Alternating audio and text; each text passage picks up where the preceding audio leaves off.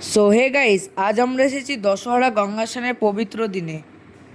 হ্যাঁ, তোমরা ঠিকই শুনেছো, আমরা এসেছিলাম গঙ্গায় স্নান করতে। তো গঙ্গায় স্নান করতে এসে আমরা কী কী করলাম, কী কী খেলাম, সব কিছুই থাকছে কিন্তু আজকের ব্লগে। তো ভিডিওটা স্কিপ না করে পুরোটা দেখতে থাকো।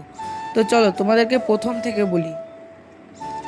ডোমকল থেকে বহরমপুর উড়ে এসে বহরমপুর বাস স্ট্যান্ড থেকে একটা কাকা টোটো দেখতে পেয়ে সোজা চলে আসলাম রাধাঘাটে।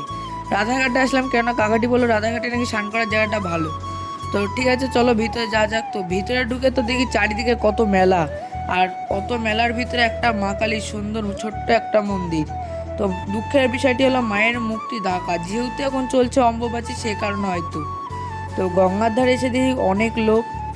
তো ওখানটা একটা মা গঙ্গা পূজিত হচ্ছিল। তো তোমরা অনেকে জিজ্ঞাসা করতে পারো যে গঙ্গা স্নান কেন করা হয়। তো অনেকে হয়তো যায় না, কিন্তু লোকের মুখে কথিত আছে নাকি হিন্দু ধর্ম বিশ্বাস অনুযায়ী জ্যৈষ্ঠ মাসের শুক্লপক্ষে দশমী তিথিতে গঙ্গা দশহরা পালিত হয়। অনেকে বিশ্বাস এই দিনে মা গঙ্গা স্বর্গ থেকে পৃথিবীতে অবতরণ করেন, তাই এই দিনটি অত্যন্ত পবিত্র বলে মনে করা হয়। যেটুকু আমি জানি সেটুকু তোমাদের সাথে শেয়ার করলাম। তো চলো আমি একটু স্নানটা করে নিই, তারপরে আবার তোমাদের সাথে কথা হচ্ছে।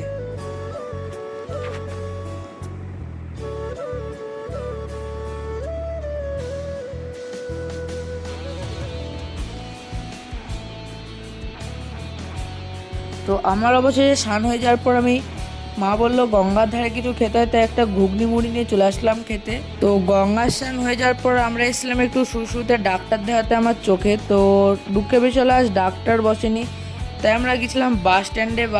বাসের টিকিট কেটে সোজা চলে এসেছি বাড়ি। তো আমি এখন বাড়ি যাই, তোমরা চ্যানেলটাকে ফলো করতে ভুলবো না, আর যাওয়ার সময় জয় মা গঙ্গা লিখে যেতে ভুলবো না।